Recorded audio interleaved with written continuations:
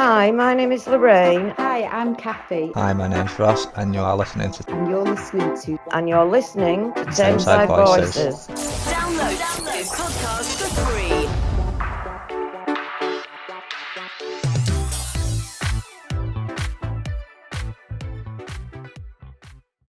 Good morning, this is Lorraine from Tameside Voices, and we're here in St Peter's ward today to interview counsellor Kaleel Khan.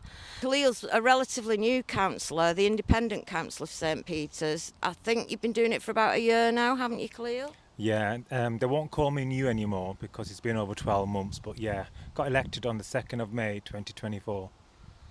So, how do you find it? I know it's only a short space of time, but what's your proudest achievement in that amount of time? My proudest achievement has been being elected by the local people to be their voice and to deal with some of the issues that have been hard to tackle over the last 20 years in Ashton St Peter's. This could be fly tipping. I've raised it to the highest level in terms of public awareness, tackling it, taking action, dealing with all the antisocial behaviour, rat infestation and contaminated bins. There seems to be hundreds of contaminated bins across the ward, and one of the things I really like is that the people have supported me and they've come together for me to be their alternative voice. You need this people's support, don't you? You need the community to come together, because one man is an island. If you've got all those people helping you as well and you can get them on your side, then they can help you with the much needed work that you need to do. Can I just say as well that St Peter's is one of the most deprived wards in Tameside with the most poverty in it. Can I ask you how the Labour government's welfare reforms are going to affect the people of your ward, please? You're absolutely right. So St Peter's is one of the biggest wards across Tameside. When we say deprived, we're talking about low-paid jobs, poor health inequalities. We're talking about people living in housing where it's damp, mould, poor schooling. Education levels are not the best in this ward. People are struggling to get jobs. People are accessing food banks. A lot of people are on benefits.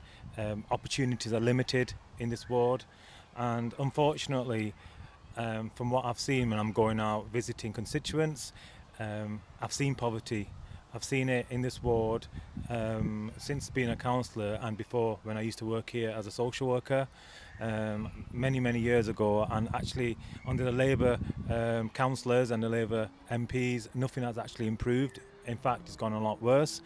And the current Labour government with their reforms on the welfare is going to hit our constituents the worst. Our disabled community and our mental health communities. You can't expect somebody to go and work in an office or a low-paid job when they're experiencing psychosis, for example, or schizophrenia, when the symptoms are making them poorly. And benefits make people remain in their homes. It pays for their food, pays for their medication, it pays for them to stay well, and to basically to be part of the community, be part of our society. Taking benefits away from them is going to increase more poverty, it's going to get people more onto the streets, and it's going to make people ill. There's some research taking place nationally with DWP around first 6 months of their benefits being taken away, especially PIP. There's a high chance of people committing suicide, and that is a very sad state of affairs when the Labour government is meant to be a socialist government. They're there to tackle inequalities, to be fair, to support people in employment, but unfortunately the Labour government has become the blue government. I agree with you there, Kaleel, especially with the mental health comment, because it seems to have been really overlooked. And I think without the voluntary sector in this area, we would be in terrible shape. We've got Anthony Seddon, we've got the Wings of Hope group, but they're all voluntary groups. We don't seem to be getting any input from the council. and it's a sad state of affairs, really. You were saying that you're a very active counsellor, and I've noticed that you're being active in the ward. Now, there are 3 counsellors in this ward. The 2 Labour counsellors, unfortunately, are on long-term sick leave, and we send our best regards to them in that respect. But doesn't that frustrate you? Because in a way, you're the only active counsellor in this ward, and you're the newest. And does that seem fair?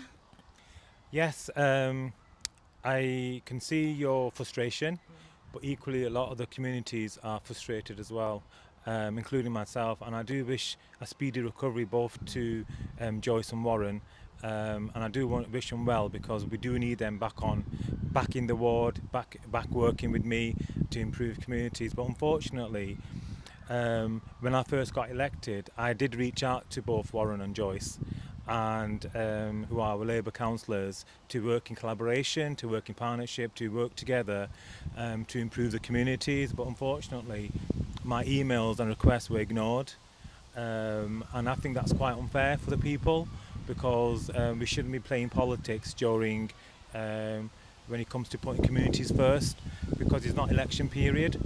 And I still would wish to work with them when they recover and come back onto the duties as councillors. And I've been reaching out to them ever since. But you do get to a point where you just stop contacting them, because how many times can you reach out to your colleague to say, let's work together for the people, for the community, for St Peter's ward, and you keep getting your doors shut.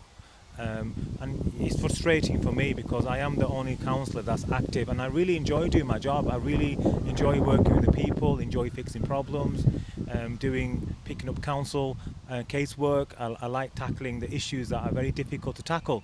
It's not just about fly tipping or contaminated bins or missing bins. It's not about fly tipping. It's not about rat infestation. It's about stuff like school admissions. It's about council tax issues. It's about getting people into employment, getting people to access the welfare rights, benefits. It's to be their voice for difficult situations. I've helped many constituents since being elected, and I've run a number of community events. I've run a number of campaigns, especially the project that we ran around Don't Trash Our Street project, which was quite successful in our 4 main streets where fly tipping was the highest. And there's lots of things that we can do collectively if Labour works with me, but unfortunately they don't want to work with me, and I just don't understand why. No, I can't understand it either, because cooperation is the way forward, isn't it? I'm also interested in how you feel about the closure of the main leisure facility in Ashton Pools, which shut last year, I believe. I mean, in my mind, prevention is better than cure, and this place was keeping people away from the GPs, from the hospitals. The average age during the day was 50 plus.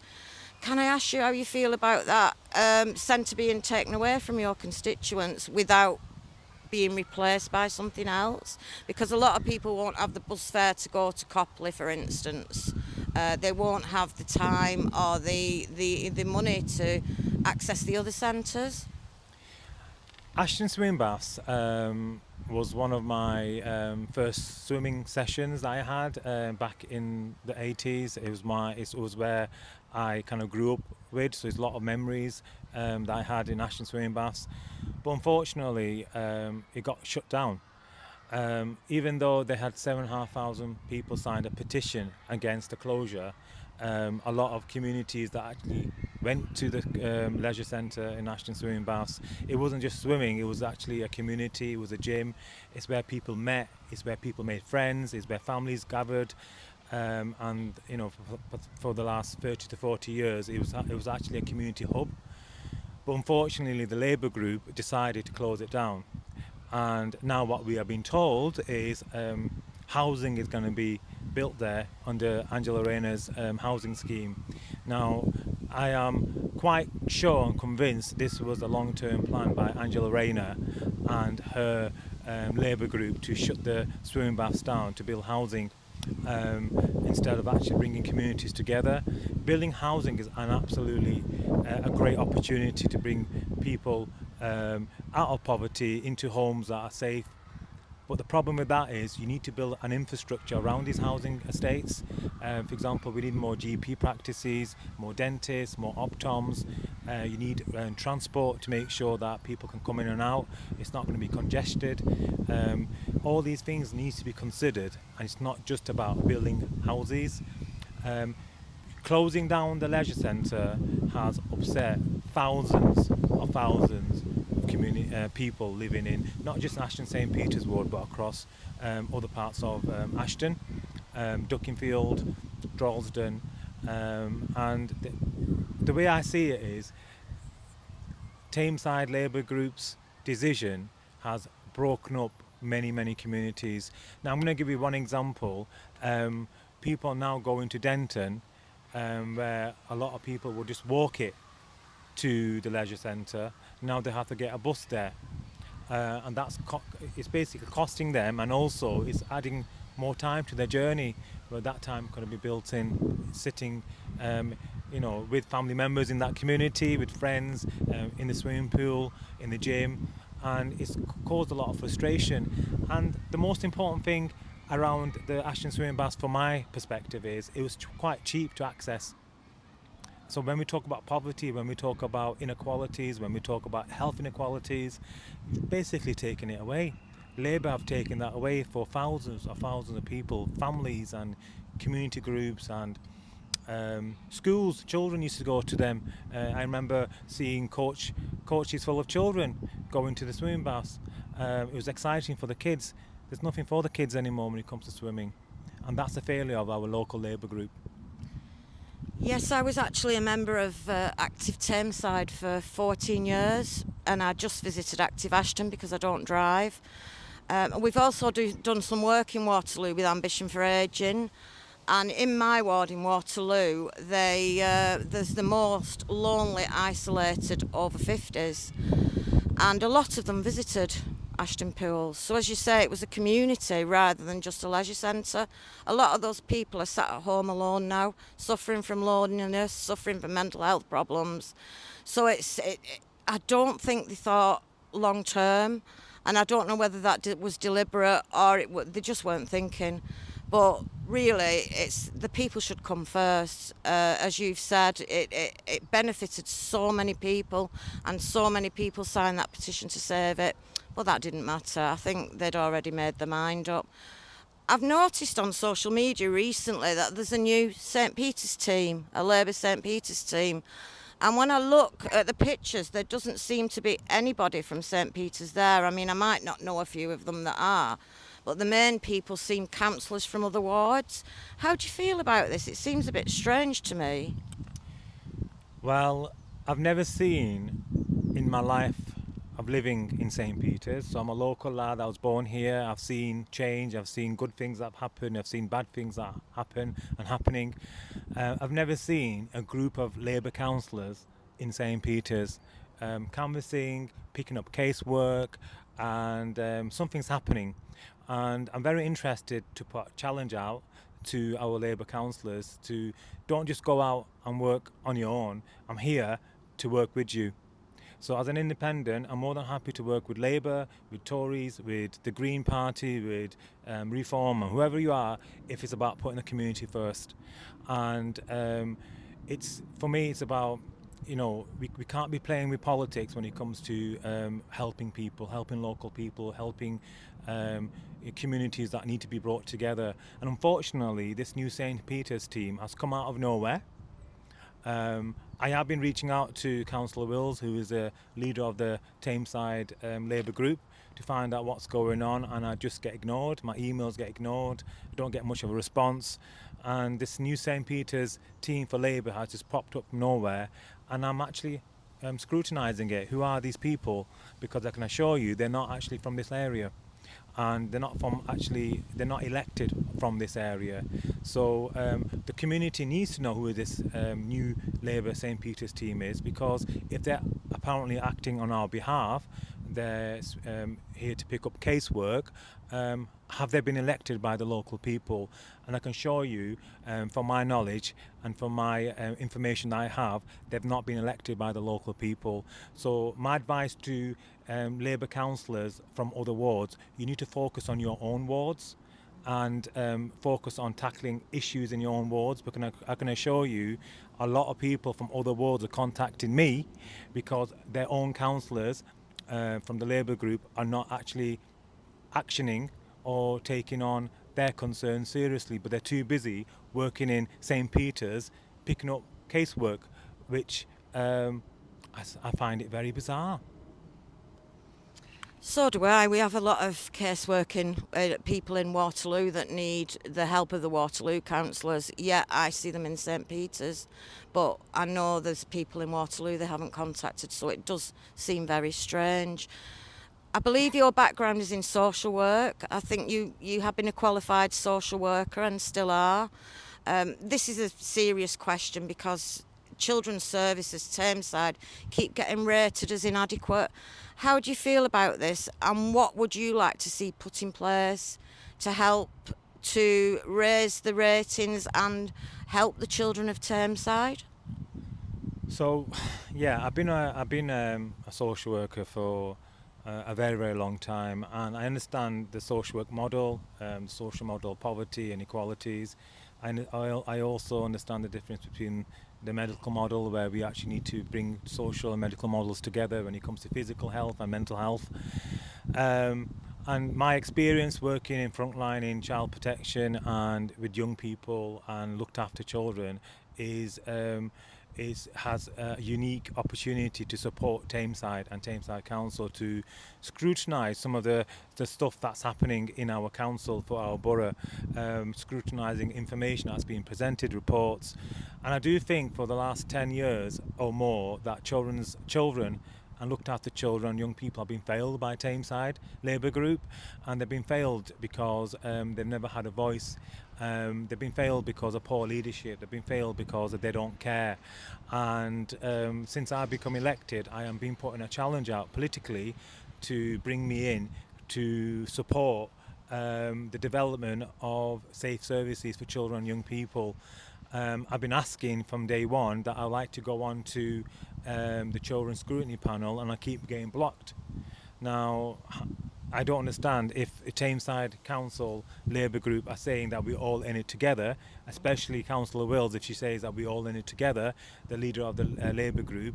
Well, I don't feel like we're all in it together when you actually come to ignoring my emails, ignoring my plea to come and be part of the scrutiny panel for children's, because I can assure you I'm more than qualified to scrutinise very complicated documents for children, young people. SEND is a big issue. I've been advocating for SEND for a very long time, and I've got to know more about the SEND issues through organisations like OKI, Parents and Caring Forums, parents who have contacted me around their children, around the issues around schools.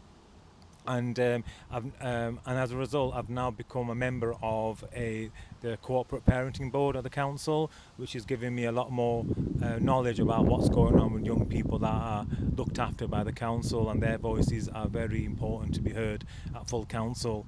So I think it's quite disappointing for the last 10 years or more that children's services have failed, and failed by Ofsted and failed by the people, where their voices have been basically silenced. And I think it's a great opportunity now you need more independence to put a political challenge out to the Labour group to say enough is enough. Our children matter in Tameside, and I'm the one of the strongest voices to speak up for children, and I'm going to continue doing so. Thank you so much, Councillor Khan. Thank you for that. It was really insightful, giving us something to really think about. I believe you're going to take us on a bit of a tour around the ward now. Yeah.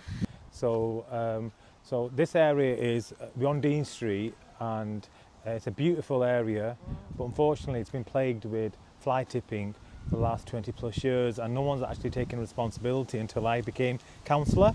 Yeah. And one of the things I wanted to address as part of my local manifesto was to understand what's going on and who's doing the fly tipping, and working with the local people by knocking on doors, speaking to people, speaking to the authorities, and trying to work out the pattern of fly tippers in this area. Did you find them coming from outside the area on fly tipping, or was it from within?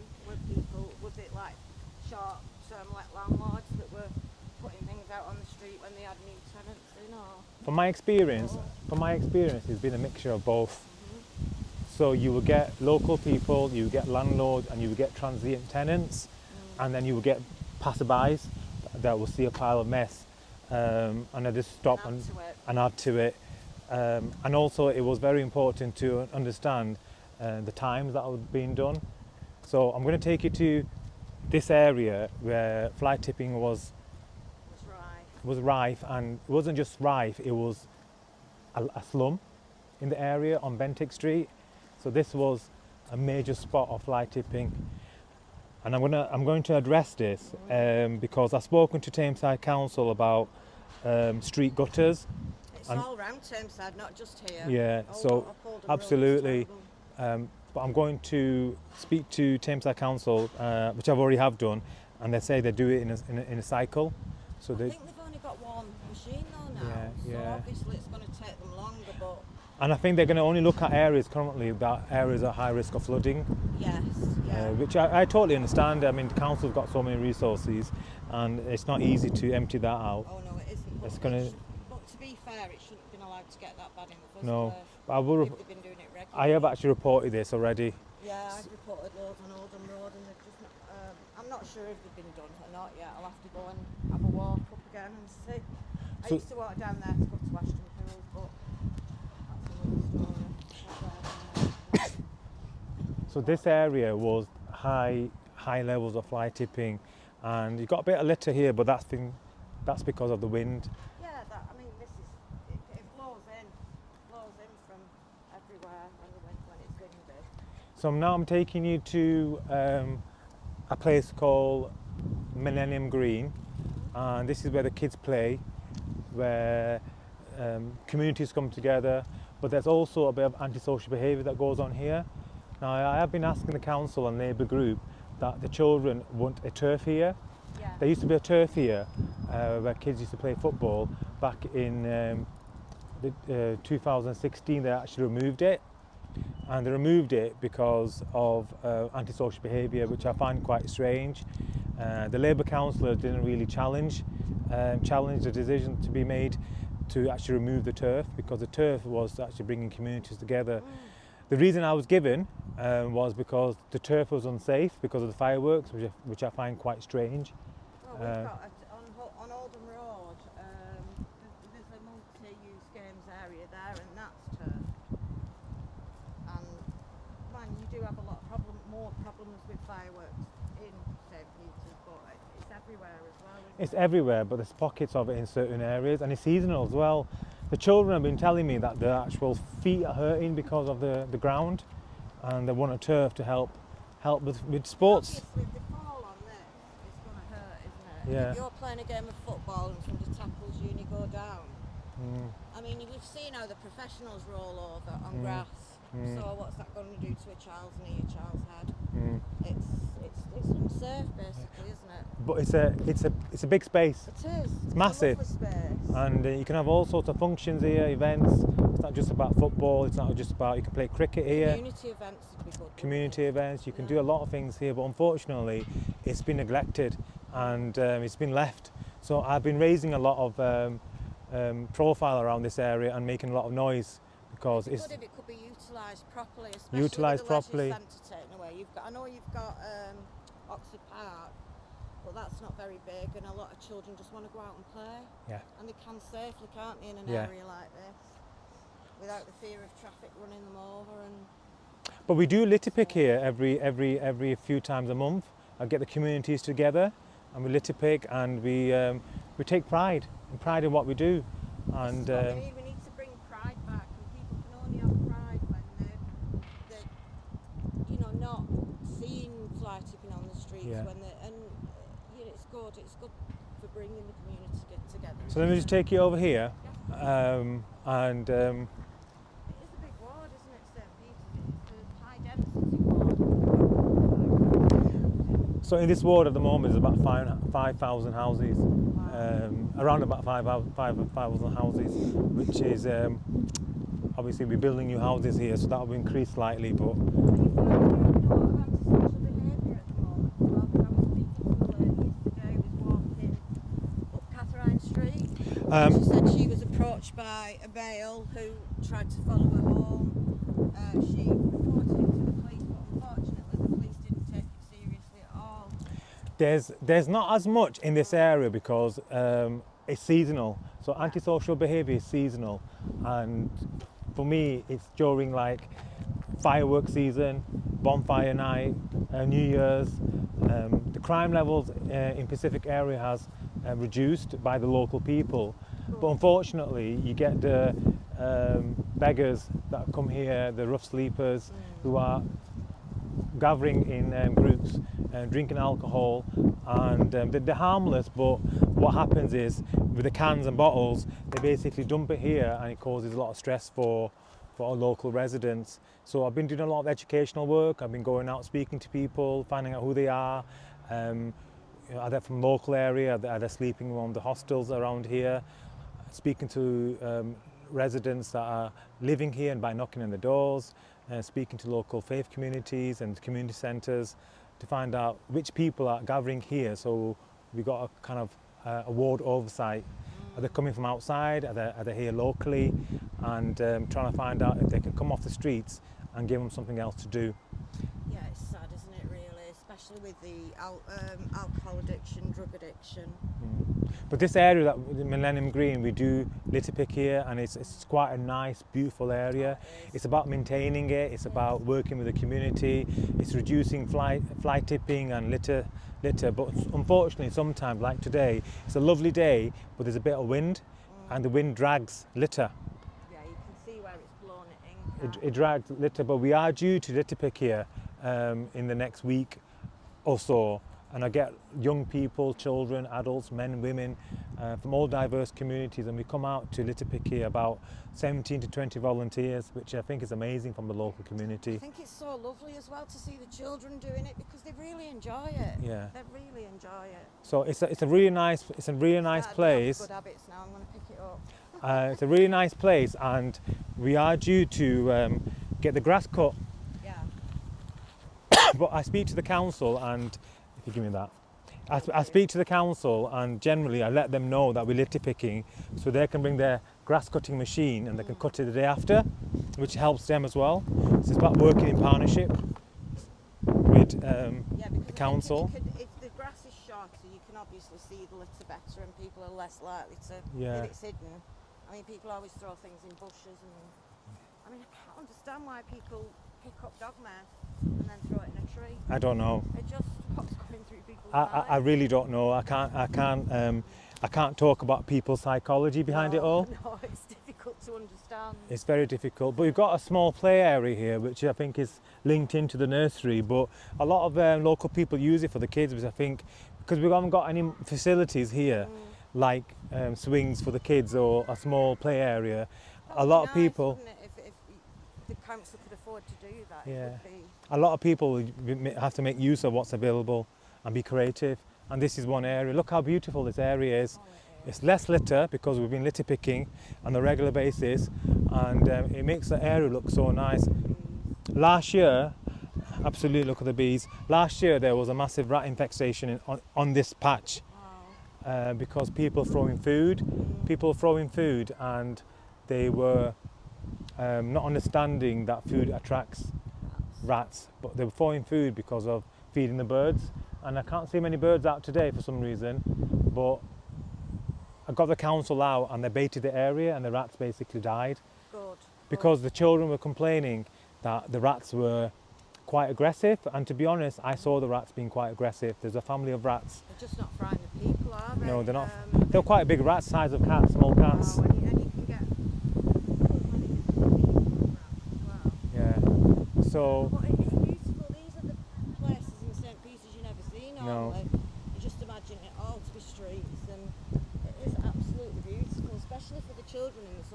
Yeah.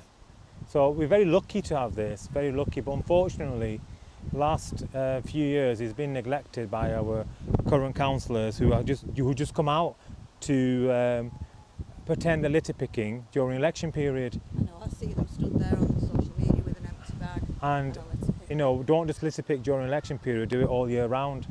That's what I believe, and engage with me and let's do it together, because it's all about putting the community first. Well, I mean, the people have elected those councillors to help them and to do these things and to be seen in the community, and you're very, very visible. Yeah. It's just a shame that the others aren't. I mean, I know they're not well, but maybe there should be a by-election, because the people deserve better. They deserve, I'm not saying they're doing a bad job because they're ill, but they deserve the kind of activity that you're putting into the community to bring the communities together.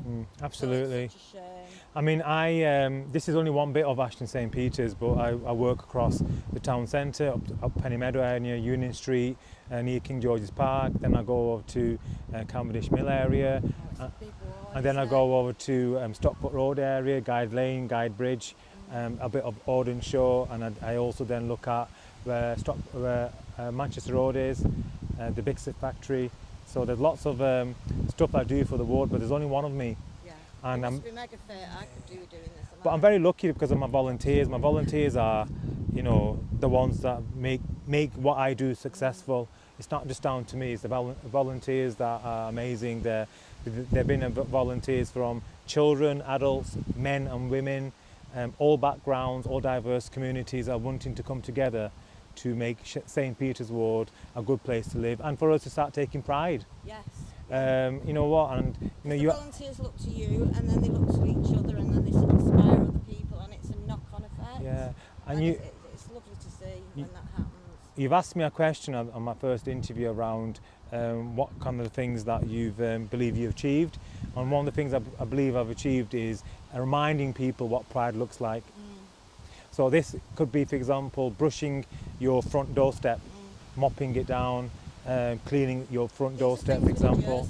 You did years ago. We've lost that. We seem to have lost that. Yeah. We knew who our neighbours were. Yeah. Now we don't. I mean, families are so busy now. Usually mum and dad have to work. Then usually dad worked, mum stayed at home. But that's no excuse not to have a pride in your area, really. Yeah. Because you work, but you have a pride in your area, and so do a lot of people. And you got to also think about, you know, when I was growing up, we didn't have large communities. No. So we've had new communities come in and that's migrated into the ward, and we've never had an understanding. So I'm talking about, you have Palestinians that have settled here, you've had the Arabs, you've had Syrians, for example, you've had Kurdish people have settled here, you got European people have settled here. So the communities are changing, and they bring a set of challenges in terms of their cultures, and we can't have you know, that ward oversight. We kind of lost it.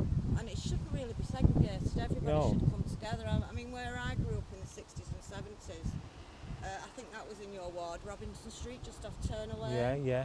We were the only English family on the street then, and the children played together, and we loved each other. When we had a picnic, mums would make samosas, my mum would make burgers. Lovely. We'd all sit together and we'd eat, and we were all friends. I had such a good childhood, and all different Pakistani, Indian, Polish, Irish, and I don't believe that children are inherently racist. I think it's adults that make them like that, because we loved each other. I mean, I'm best friends with a lot of them now still.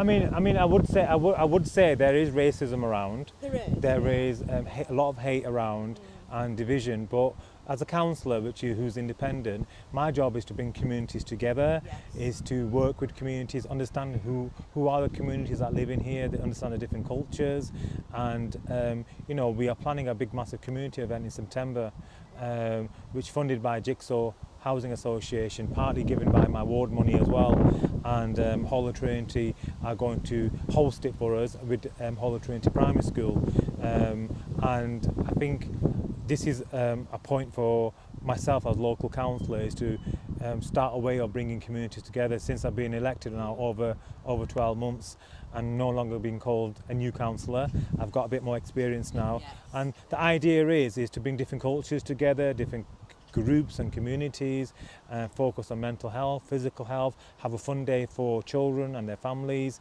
because there's nothing here. And as community leader, I like to think about everybody. This ward belongs to everybody, and we all got a role to play. We all got to challenge each other to ensure that no one goes out fly tipping without feeling scared to challenge that person. You have to hold them to account. You can hold them to account by contacting me, providing me the name, the evidence, the address, the pictures, the CCTV, and I'll work with Tameside Council and the authorities to take action.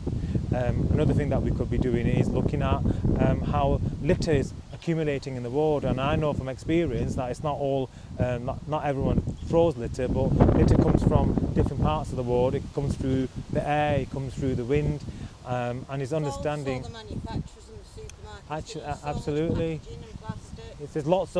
There's lots of reasons to why litter is accumulated in certain parts of wards. When I started litter picking here, maybe almost 2 years ago, first time when I started litter picking, this area was in a really, really bad state. When I say a bad state, it was litter in bushes, in trees. It was more than litter, it was actually fly tipping as well.